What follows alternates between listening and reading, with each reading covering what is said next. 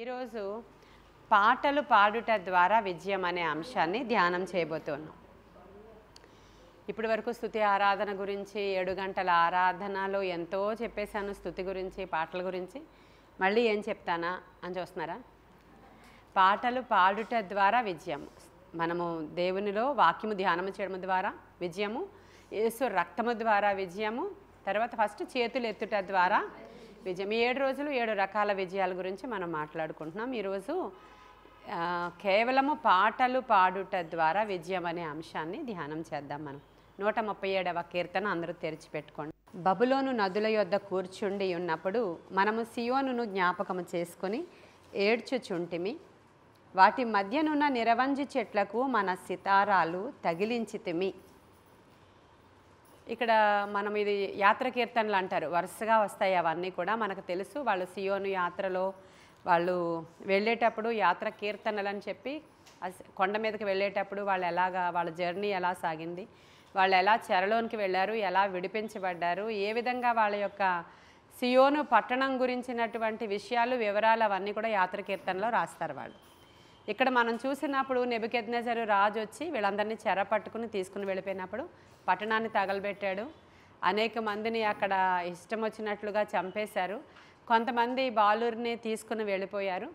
మరి వాళ్ళు దండయాత్రలు చేసినప్పుడు కొన్ని సందర్భాల్లో కొన్ని రకాలుగా తీసుకెళ్తారు. కొన్ని సందర్భాల్లో ఎవరిని చంపరు, కానీ ఆ పట్టణాన్ని తగులుబెట్టేసి అవసరమైన సంపద దోచుకొని అవసరమైన మనుషుల్ని, యవ్వనస్తులైనటువంటి టాలెంటెడ్ యోధ బాలురు చాలా జ్ఞానవంతులు కాబట్టి వాళ్ళని పట్టుకుని వెళ్ళిపోతారు. చెరలోనికి వెళ్ళిపోయేటప్పుడు ఇంక చెరలోనికి వెళ్ళిపోతున్నామని తెలుస్తుంది వాళ్ళందరికీ. వేరే రాజు వచ్చాడు, మనకంతా కూడా స్వతంత్రించుకుంటున్నాడు, మనల్ని పట్టుకెళ్ళిపోతాడని తెలుస్తుంది. అప్పుడు వాళ్ళు ఏమైనా వాళ్ళతో సిద్ధపరచుకున్నవి పట్టుకుని వెళుతూ ఉంటారు సమయం ఉంటే.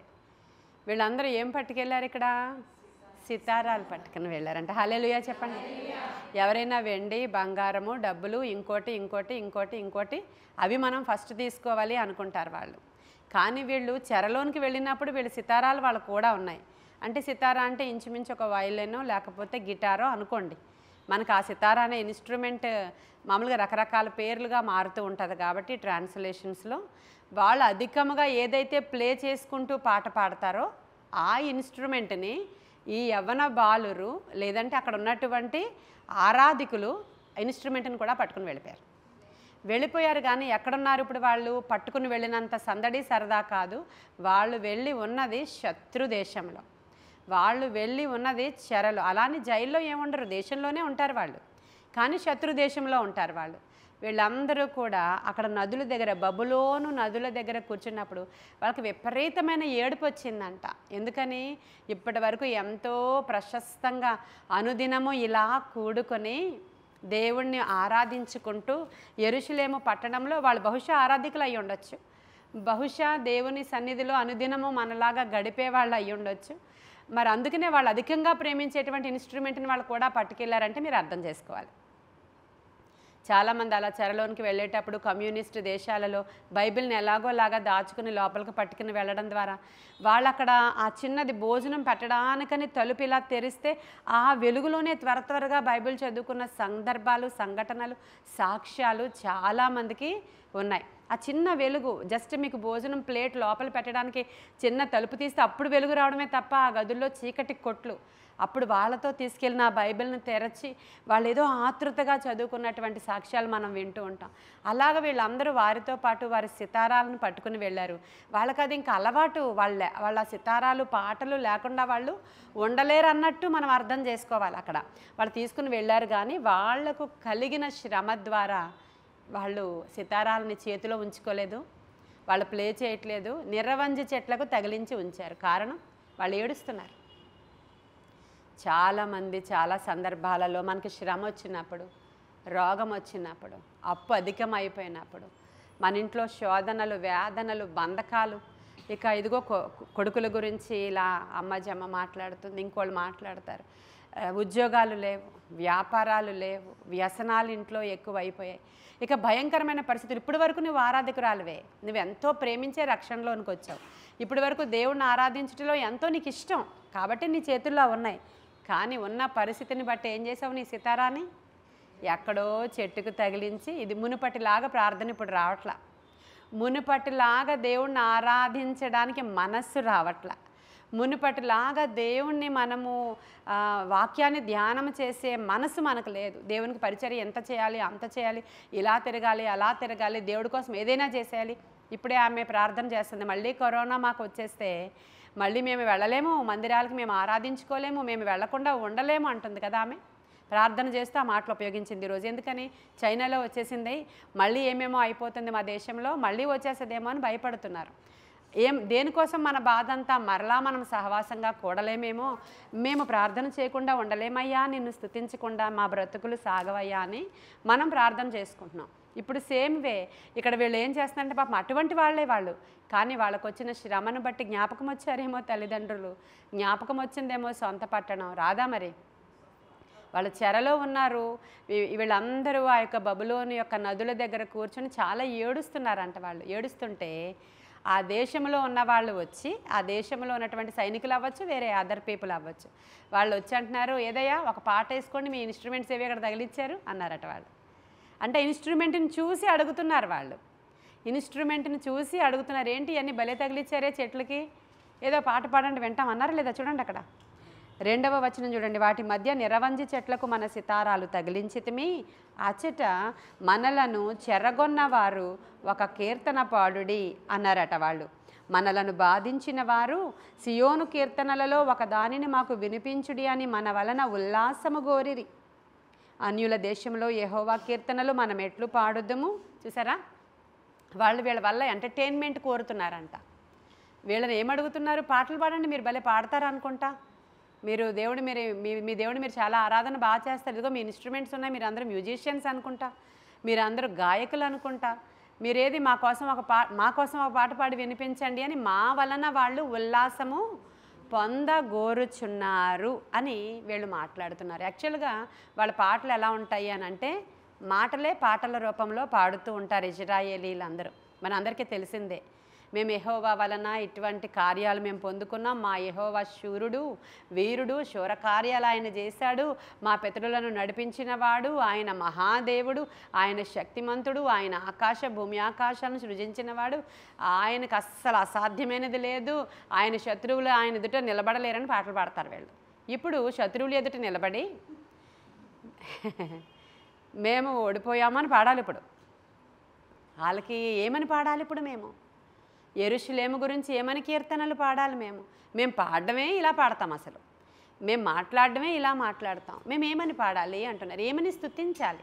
ఈరోజు మన ధ్యానాంశము పాడుట ద్వారా విజయం అనే అంశాన్ని ధ్యానం చేస్తున్నాం. యాక్చువల్గా స్తుతి అనే పదాన్ని ఏమన్నా హీబ్రూ లాంగ్వేజ్లో 3 రకాల పదాలను ఉపయోగిస్తారు. మీకు ఆల్రెడీ నేను చెప్పిందే మరలా ఈ మెసేజ్లో యూజ్ చేస్తున్నాను. అది స్తుతి అంటే హీబ్రూలో 3 పదాలు వాడతారు.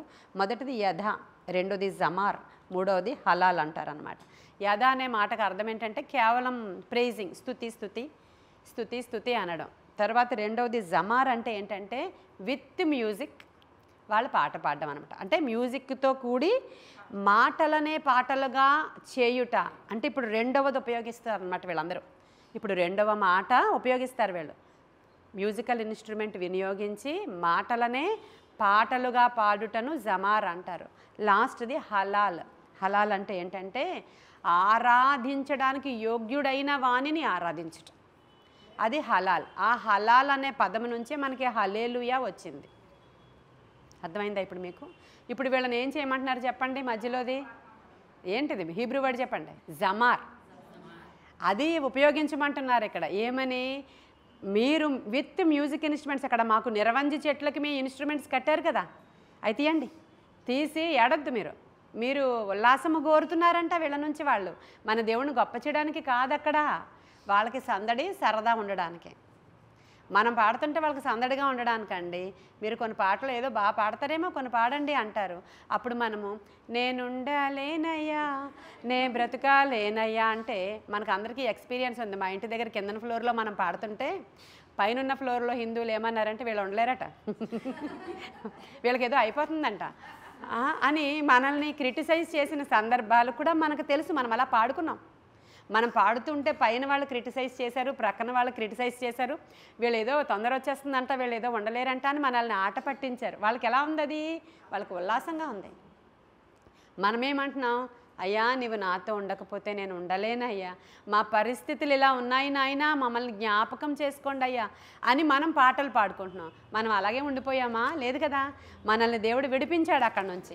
ఆ అన్యులు మనల్ని వెటకారం చేయకుండా వాళ్ళు వచ్చి ఏంటి అడుక్కునే వాళ్ళలాగా ఈ డప్పులు ఏంటి అని మన మీద వ్యతిరేకత చూపించారు. కాలనీ వాళ్ళందరూ వచ్చి మా ఇంటి ఎదురావిడ ఏమనిందంటే, అడుక్కునే వాళ్ళ వీళ్ళు తెల్లారితే ఆ డప్పు మోగిస్తూ పాటలు పాడతారు అని ఆమె మనల్ని క్రిటిసైజ్ చేసింది.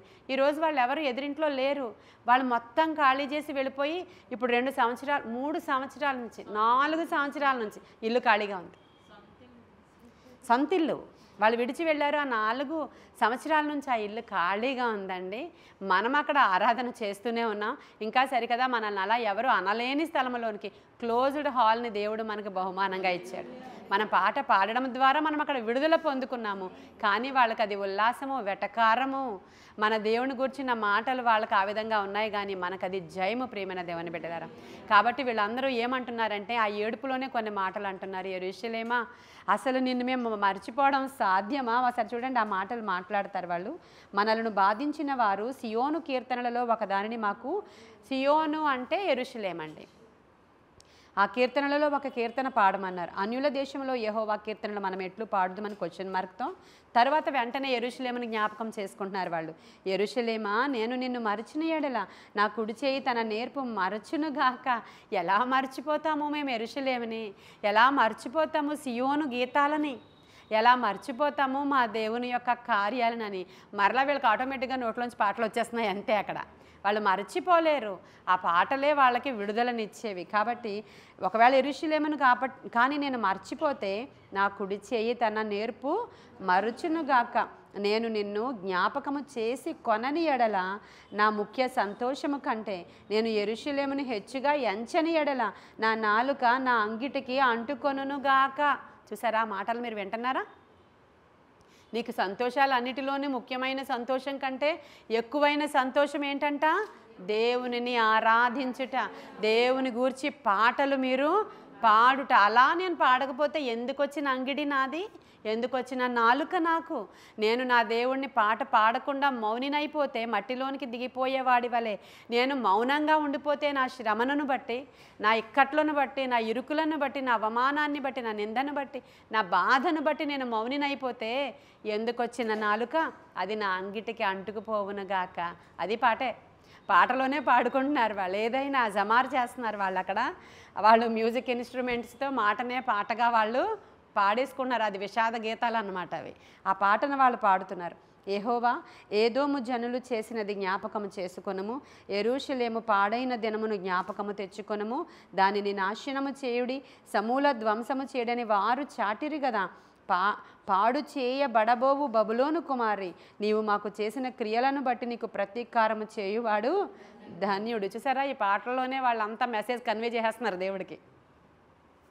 అప్పుడు వచ్చినటువంటి చెరలో ఉన్న మమ్మల్ని, అదిగో వాళ్ళు అలా చేశారో ఏదోమని ఇది జ్ఞాపకం చేసుకో, ఖచ్చితంగా మమ్మల్ని చెరలో తెచ్చినటువంటి వాళ్ళ యొక్క గతి మేము చూస్తాం, అది చేసిన వాడు ధన్యుడు అనుకొని వాళ్ళు చాలా పాటలు అక్కడ ఇంకా ఏం చేస్తారు, అది విషాద గీతం అనుకోవాలి మనం, కానీ పాటే అది. పాట ద్వారా అక్కడ వాళ్ళు విజయం పొందుకుంటున్నారు. ఎప్పుడు కూడా నీ నిరవంజి చెట్లకు మీ సితారాలను మీరు తగిలించొద్దు. ఎక్కడ ఉంచాలి? ఎక్కడ ఉంచాలో అక్కడే ఉంచాలి. అలాగా చెర వచ్చింది కదా, బాధ వచ్చింది కదా, వేదన వచ్చింది కదా అని ఈరోజు నువ్వు ప్రార్థన చేయడం ఆపకూడదు, వాక్యము ధ్యానం చేయడం ఆపకూడదు. అన్నిటికంటే ముఖ్యంగా పాట పాడడం. నువ్వు పాటలు ఎప్పుడు పాడతారు? సంతోషంగా ఉన్నప్పుడే పాడతారు. ఇంకా ముందుకు పోతే ఇంకొంచెం మంచి పాటలు రాస్తున్నారు చాలామంది, కాబట్టి కన్నీరు వచ్చినప్పుడు కూడా పాడుకుంటారు. కానీ మనము మాత్రము విజయం రావడానికి పాటల ద్వారా మనకిచ్చిన తలాంతుని మీరు పాడుతూ ఉంటే అనేక మంది విడుదల పొందుకుంటారు. ఎవరో ఒక పాట మీరు పాడుతూ ఉంటే వెనకాల ఉన్న వాళ్ళు ఆ పాటలో మేము విజయం పొందుకున్నామన్నారు. ఒకరోజు మనం ఓడిపోమయ్య ఆ పాట పాడుతూ ఉన్నప్పుడు ఆ రోజు కోర్టు కేసు జరుగుతుంది. ఎవరికి? శైలజ గారి వాళ్ళకి. శైలజ గారికి 2 కేసులు, అది కోర్టు కేసులు చాలా క్రిటికల్గా క్రూషియల్గా ఉన్నటువంటి టైం అది. అన్ని సంవత్సరాల నుంచి జరగలేనిది ఆ పాట పాడుతూ ఉంటే నేను ఈ పాటలో జయం పొందుకున్నానని నమ్ముతున్నాను పాస్టమ్మ గారు, మళ్ళీ సెకండ్ టైం మీరు రిపీట్ చేయించారు, నాకు జయం వచ్చింది అన్నారు. ఆ 2 కేసులు ఒకే రోజు కొట్టేశారు. హల్లెలూయా. ఏం జరుగుతుందండి? అద్భుతాలు చేసే దేవుడు మనతో ఉన్నాడు కదా. అది ఎవరో పాడుతున్నారు, పిల్లలు పాడుతున్నారు. లిల్లీ గారు పాడుతున్నారు, మోనికా పాడుతుంది, వీళ్ళు పాడుతుంటే వాళ్ళకి జయం రావడం ఏంటి? వాళ్ళు పాడలేదు. అలాంటి పాటలు మనం పాడాలని ఆశపడుతున్నాడు దేవుడు. పాటలో జయం అంతే. అక్కడ పాట పాడుతుండగా వీళ్ళ డాడీ హాస్పిటల్ అడ్మిట్ అయి ఉన్నారు. కరోనా టైం అది. Corona oxygen stage. Oxygen stage ఇక్కడ ఇంట్లో ఉంచడానికి వీల్లేదు. హాస్పిటల్ అడ్మిట్ చేశారు. పక్కన పేషెంట్, ఈ పేషెంట్, ఆ పేషెంట్ అందరూ వెళ్ళిపోతున్నారు. ఈమె డాక్టరే కానీ ఒక్కతే కూర్చుని ఉంది వాళ్ళ ఫాదర్ దగ్గర. అందరూ వెళ్ళిపోయారు. పోతే పోనీ ఏమైపోతుంది, నేను పోయినా సరే పర్లేదని ఎంత కక్ష వచ్చేసింది తనకి. ఇంకేం చేయాలో తెలియక, ఏం చేయగలం, ఇంకా పరిస్థితులు ఇంత బ్యాడ్గా ఉన్నాయని. ఆ సమయంలో ఆవిడ ఇంట్లో ప్రార్థన చేస్తుంది. ఘనమైనవి నీ కార్యములు అనే పాట మొదలుపెట్టింది ఆవిడ. ఏం చెయ్యాలో నాకు తెలియదయ్యా, ఈ వేకు నా భర్త అక్కడ ఉన్నాడు, ఆక్సిజన్ స్టేజ్, అసలు బిడ్డ అక్కడ ఉండిపోయింది, తను కూడా మరి చుట్టూరు కరోనా పేషెంట్స్, నేనేం చేయాలో నాకు అర్థం కాదు. నీ కార్యాలు ఘనమైనవి అంతే తెలుసు. నాకు చేసిన దేవుడు నా భర్తకు చేస్తావని ఘనమైనవి మొదలుపెట్టిందంట ఆవిడ. ఈ ఘనమైనవి నీ కార్యములు నా ఎడలా అనే ప్రార్థన చేస్తూ ఉంటే తెల్లవారేటప్పటికి ఈమె నాకు ఫోన్ చేసింది. ఆ రోజు నా పుట్టినరోజు. కానీ నేను ఏడుస్తూనే ఉన్నాను. హాస్పిటల్లో ఉన్న నా సంఘ సభ్యుల కొరకు 3 ఉన్నారు ఆ రోజు హాస్పిటల్లో సంఘ సభ్యులు. ఆ రోజు ఉదయాన్నే నేను ప్రొఫెటికల్ ప్రేయర్ చేశాను. నేను బ్రేక్ త్రూ ఇచ్చాను. నేను ఈ పాపకి చెప్పాను, తను ఏడుస్తుంది. అప్పటి వరకు ఏడలేదు కానీ ఆ రోజు ఏడుస్తుంది. అమ్మ ఏమీ లేదు, దేవుడు వచ్చాడు, వాళ్ళ పొట్ట మీద ముట్టుకున్నాడు, 3 పేషెంట్స్ ఒకేసారి స్వస్థత అవుతుంది. హల్లెలూయా. ఆ రోజు దూత వచ్చాడు, 3 దగ్గరికి వెళ్ళి పొట్ట మీద చేతులు పెడితే 3 స్వస్థత అయిపోయారు. ఎంత అద్భుతమైన కార్యాలు! ఈ పేషెంట్, ఆ పేషెంట్, ఆ పేషెంట్ అందరూ చనిపోయారు. ఘనమైనది నీ కార్యములు నాయడలనే పాట ఆమె పాడుతూ ఉండగా చెరలో నుంచి విడిపించబడిన అనుభవం తను పొందుకుందంట. ఏంటండి ఇవి? ఆవిడ సింగర్ కాబట్టి పాడతారు పాస్టమ్మ గారు, నేనేం చేయాలి అని మనం అనుకుంటున్నామా? మనకు రావా? ఇజ్రాయిలీలో ప్రతి ఒక్కరూ పాటలు పాడువారే. అదే నేను చెప్పాను కదా, ఇప్పుడు 3 రకాలండి. 3 రకాల పాటల్లో ఈ హలాల్ చేసేవాళ్ళు వేరు, దేవుణ్ణి ఘనపరిచి స్తుతించేవారు యాజకులు, వాళ్ళ లోపలికి వెళ్ళి హలాల్ చేస్తారు. కానీ సింగర్స్ ఉంటారు, వాళ్ళు ఏం చేస్తారంటే మాటనే పాటగా కట్టేయగలరు. వాళ్ళు మీ మాటలనే పాటగా మీరు పాడుకోండి. కేవలం ఫస్ట్ కేవలం స్తుతించుకోండి. కేవలం స్తుతించేవారు. నీకు స్తుతి రాదా? నీ నోరు లేదా? నీ నాలుక నీ అంగిటికి అంటుకుపోయిందా? లేదు కదా. ఇంకా నీ నోరు ఉంది కదా. మృతులైన వారు మను నిన్ను సన్నుతించినా మృతులు మృతులే కదా. నిన్ను సన్నుతించకుండా వాళ్ళు సమాధిలోనికి దిగిపోయిన వారే నిన్ను సన్నుతించలేరు. మను నిన్ను సన్నుతించునా అన్నాడు దేవుడు. కాబట్టి మనం మంటికి ఇంకా వెళ్ళిపోలేదు, కాబట్టి స్తుతించాలి. ఏ పరిస్థితుల్లోనైనా పాటలు పాడుట ద్వారా విజయం ఎన్ని రెఫరెన్సెస్ ఉన్నాయంటే ఇక మనకు తెలుసు పౌలు శీలల యొక్క విజయం. వాళ్ళ రహస్యము పాటే కదా. పాటేనా? వాళ్ళు ఇజ్రాయేలీలు, వాళ్ళు యూదులు, వాళ్ళకి ఈ పాటలు కామన్గా వచ్చు.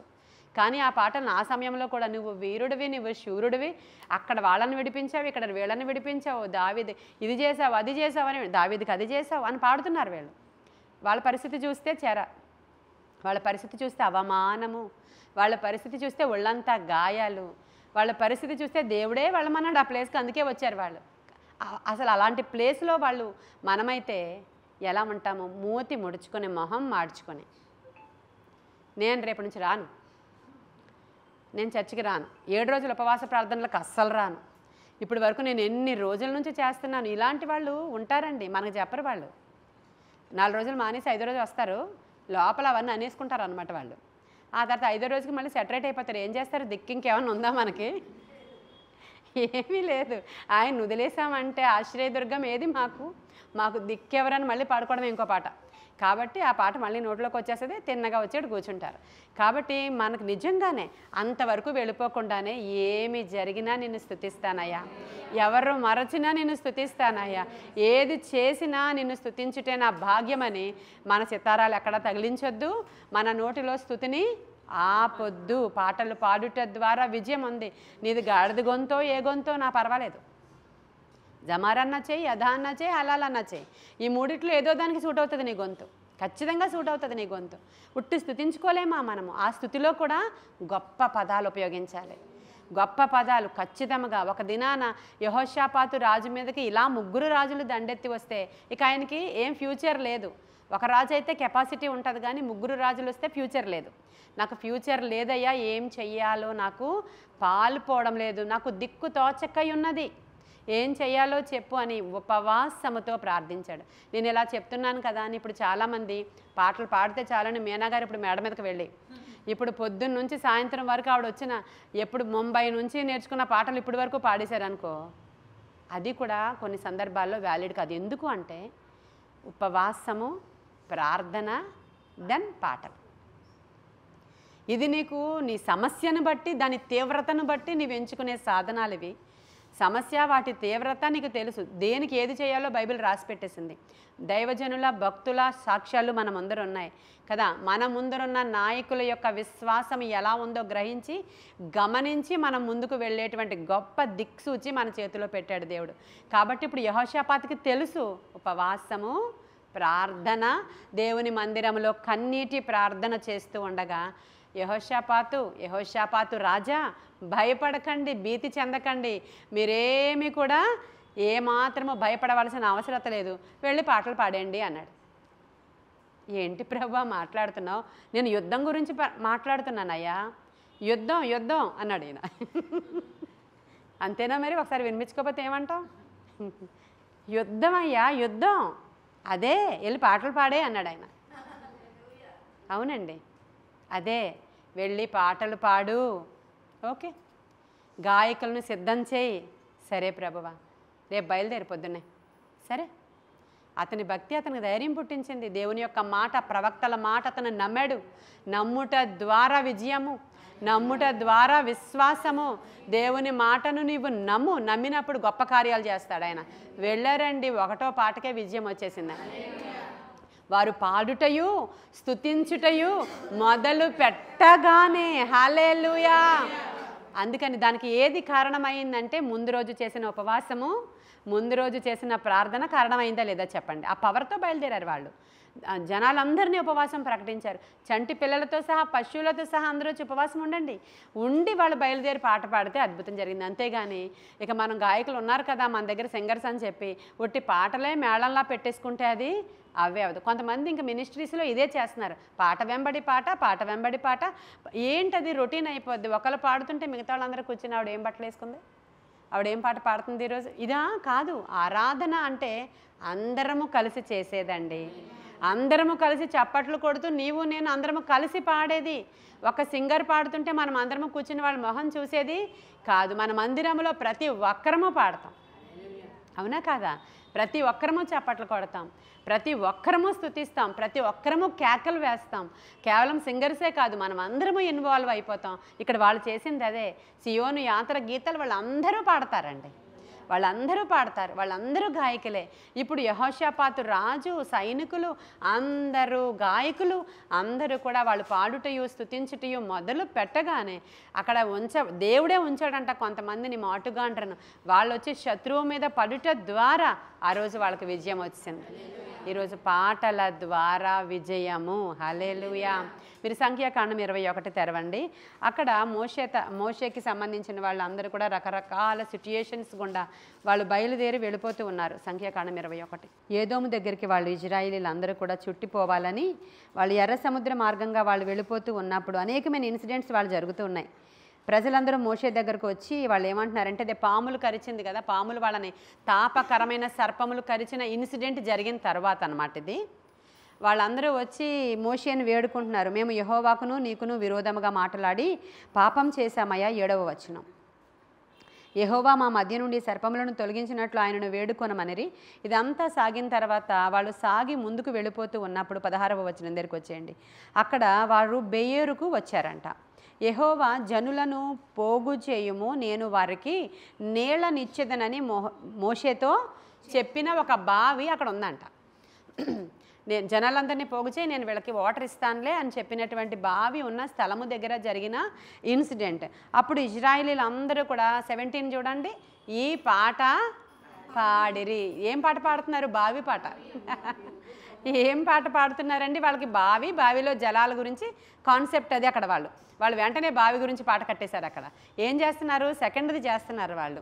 ఆ మాటనే పాటగా వాళ్ళు స్తుతించుట మొదలుపెట్టారు. ఏమని పాడారు? బావి ఉబుకుము దాని కీర్తించుడి, బావి ఏలికలు దాని త్రవిరి, తమ అధికార దండము చేతను కర్రల చేతను జనులు అధికారులు దాని పాటదే. మాటనే పాటగా పాడేటువంటి స్తుతి అది. హల్లెలూయా. అంటే ఎక్కడికక్కడ దేని గురించి అలా పాట పాడుతూ ఉంటే బావిలో నీళ్ళు వచ్చేస్తాయి, పాట పాడుతూ ఉంటే బండ నీళ్ళు ఇచ్చేస్తుంది, పాట పాడుతూ ఉంటే యుద్ధము యెహోవాదే, మీరు పాట పాడుతూ ఉంటే చెరసాల సంకెళ్ళు పునాదులతో సహా కదిలిపోతాయి, భూమి కంపిస్తుంది.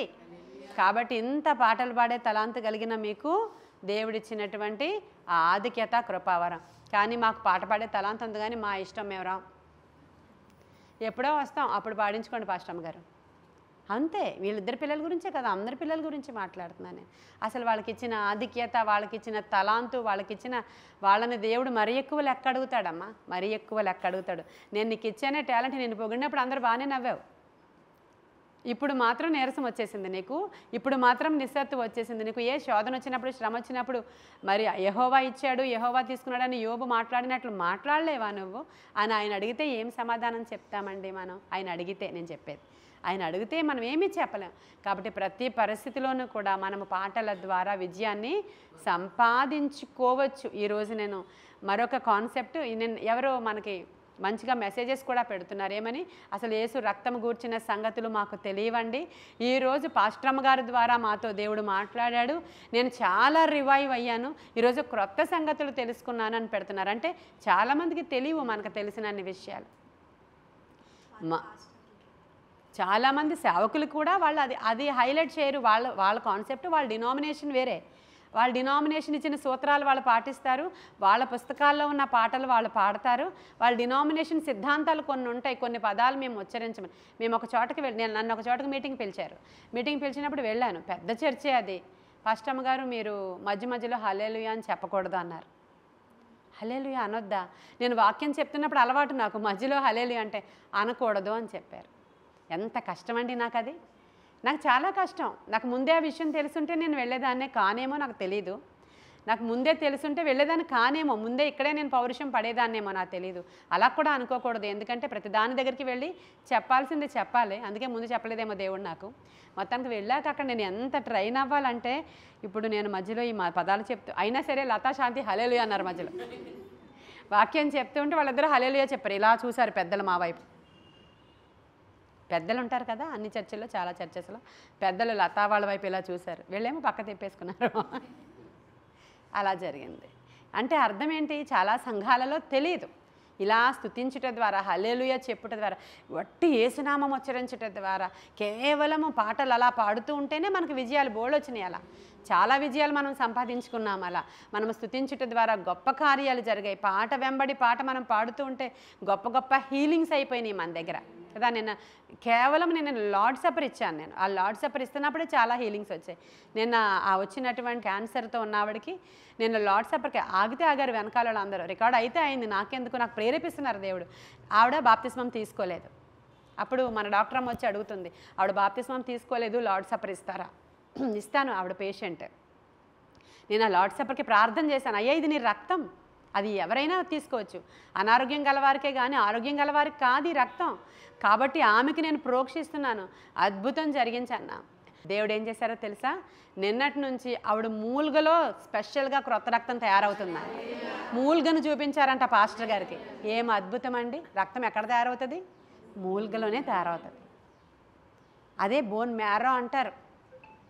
ఆ లార్డ్ సపర్ ఆమె తీసుకుంది, దేవుడు ఏం చూపించాడంటే ఆమె మూల్గలో 3 grams ఉంది రక్తం ఆమెకి. ఇప్పుడు ఎంత ఉందో మనం నెక్స్ట్ మంత్ చూడాలి. హల్లెలూయా, హల్లెలూయా. అది కంప్లీట్గా బాడీ అంతా క్యాన్సర్ స్ప్రెడ్ అయిపోయినటువంటి పేషెంట్ ఆవిడ. కాబట్టి అంత అద్భుత కార్యాలు దేవుడు చేస్తున్నాడు. కాబట్టి ప్రతి దానిలో మనం అప్లై చేయడం దానిలో ఉంది. దేవుడు మనకిచ్చిన ప్రతి దానిలో విజయం పొందుకోవడంలో ఉంది. ఎన్నో సాక్ష్యాలు ఈరోజు మారని వారు మారుతున్నారని. ఈరోజు ప్రేయర్ వారియర్కి ఒక ఫోన్ కాల్ వచ్చింది హైదరాబాద్ నుంచి. దాంట్లో ఆవిడ 7 hours ప్రేయర్కి హైదరాబాద్ నుంచి వచ్చారంట. ఆవిడ సేవకురాలు, వాళ్ళ భర్త మాత్రం ఇంకా సేవలో లేరు, సేవకి సహకరించరు. అయితే ఆవిడ అడిగిందంట, నీవు నాకు ఏదో ఒక గిఫ్ట్ ఇచ్చాను అనుకొని నాతో పాటు ఈ మీటింగ్కి రావా అని అడిగిందంట. ఆ రోజు ఆవిడ అడిగినప్పుడు ఆయన వచ్చారు కూడా మీటింగ్. ఈవిడ గిఫ్ట్ భార్యని బట్టి వచ్చారు, దేవుడిని బట్టి కాదు. వచ్చినప్పుడు ఆవిడ సేవకురాలే. అయితే అక్కడ ఏం జరుగుతుంది, ఆవిడకి ముందు రోజు ఒక కళ వచ్చిందంట ఆవిడకి. ఏమని? మీ సేవకులు అందరూ కూడా నా దగ్గర రండి, మీకోసం నేను ప్రార్థన చేస్తానని. ఆ కళను పట్టుకుని ఆవిడ మీటింగ్ బయలుదేరారు. ఆవిడ ఇక్కడికి వచ్చినప్పుడు 7 అవర్స్ వాళ్ళు గడిపి వెళ్ళిపోయినప్పుడు అసలు పరిచర్యకి సహకరించని భర్త, దేవుడంటే ఇష్టం లేని భర్త, మన సంఘం వాళ్ళని, మన కులం వాళ్ళని విడిచి మనం ఇలా వెళ్ళిపోతే వాళ్ళందరూ మనకి దూరం అయిపోతారు అని బాధపడే భర్త ఆయన ఎలా మారారో తెలియదంట. 7 అవర్స్ వర్షిప్ తర్వాత కంప్లీట్గా సపోర్ట్ అయిపోయారంట. ఏం అద్భుతం జరిగింది, మరలా ఎప్పుడు పెడతారని వాళ్ళు ఫోన్ చేశారు ఈరోజు. కాబట్టి ఈ అద్భుతాలు పాటలే కదా ఆ రోజు మనం చేసింది. ఏం చేసాం? ఆరాధన. హల్లెలూయా. ఆరాధన ఒక వ్యక్తిలో నుంచి త్రాగుని పారద్రోలిందంట. ఆరాధన హెరిడిటరీ ద్వారా వచ్చినటువంటి వ్యాధులను పారద్రోలిందంట. ఆరాధన మారని భర్తను మార్చిందంట. ఎన్ని కార్యాలు పాటల ద్వారా దేవుడు చేసిన అద్భుతం. అది ఒట్టి పాటలే మనం పాడలేదు. 7 దినాలు కంప్లీట్ ఫాస్టింగ్తో అక్కడికి వెళ్ళాం. ఆ రోజు నేను అక్కడ ప్రోమో మాట్లాడుతున్నప్పుడు కూడా అది నా మొహమే కాదు, ఇంత స్క్వీజ్ అయిపోయి ఉంది నా మొహం. ఎండిపోయిన మొహంతో మాట్లాడాను నేను అక్కడ. ఎందుకని ఇది బాహ్య రూపం కాదు అక్కడ నాకు కావాల్సింది. ఆ రోజు ఎండిపోయాను ఉంచున్నాను 7వ రోజు కూడా. అది ప్రార్థన ఉపవాసము వలన తప్ప మరి ఇటువంటివి అసాధ్యమైనవి సాధ్యం కావడం అసాధ్యం అన్నాడు దేవుడు. ఇవన్నిటితో పాటు పాటలు అంతే తప్ప మనం అందరం ఊరినే పాడడానికి వెళ్ళిపోయామా? కాబట్టి ఇవన్నీ జ్ఞాపకం చేసుకోండి. మనం ఇంకా పాటలు పాడి మరలా ఈ ఇయర్లో ఎప్పుడో ఇంకా మన డేట్ అనౌన్స్ చేయలేదు దేవుడు. ఆయన చెప్పినప్పుడు మరలా ఘనమైన ఆరాధనలు జరిగించి అనేకులను విడిపించడానికి అవసరమైన కృప దేవుడు మనకు అనుగ్రహించును గాక. ఈ కొన్ని మాటలు దేవుడు మన వెనుకిడిలో దీవించును గాక. ఆమేన్. ప్రార్థన చేసుకుందాం. మహాపరిశుద్ధుడైన తండ్రి, మహోన్నతుడైన దేవ, పాటలు పాడుటలో విజయం అనే ఈ కాన్సెప్ట్ అనేక మంది దగ్గరికి నాయనా వెళ్ళి అనేకులను వారు స్తుతించేవారుగా తయారు చేయాలని ఆశపడుతున్నాను. ఇవి వట్టి మాటలు కావు, ఇవి జీవము గల నీ మాటలయ్యా. అయా నీ ద్వారా ప్రేరేపించబడి జనులలోనికి మెసేజెస్ పంపిస్తూ ఉండగా నాయన ఒక గొప్ప ఉజ్జీవము రగులునగాక. చెరలో ఉన్నవారు విడిపించబడుదురుగాక, బంధకాలలో ఉన్నవారు విడిపించబడుదురుగాక, బాధలలో ఉన్నవారు విడిపించబడుదురుగాక, వారి సాక్ష్యాలు పరిమళించునుగాక, వాళ్ళ రిపోర్ట్స్ తారుమారవునుగాక, ఆత్మకార్యాలు జరుగునుగాక, అద్భుతమైన విజయము మాకు వచ్చునుగాక. అసాధ్యమైన దాన్ని సాధ్యపరచువాడా, నీకు స్తుతి స్తోత్రాలయ్యా, వందనాలయ్యా, మహిమ ఘనత ప్రభావాలయ్యా, స్తోత్రార్హుడా నీకు వందనాలయ్యా. నీకే స్తోత్రములు చెల్లించుకుంటూ యేసయ్య శ్రేష్ఠ నామంలో ఈ ప్రార్థన ఈ వర్తమానము నాయన నీ సన్నిధానానికి సమర్పించుకుని అడిగి వేడుకొని పొందుకొని ఉన్నాము మా ప్రియ పరలోకపు మా తండ్రి. God bless you.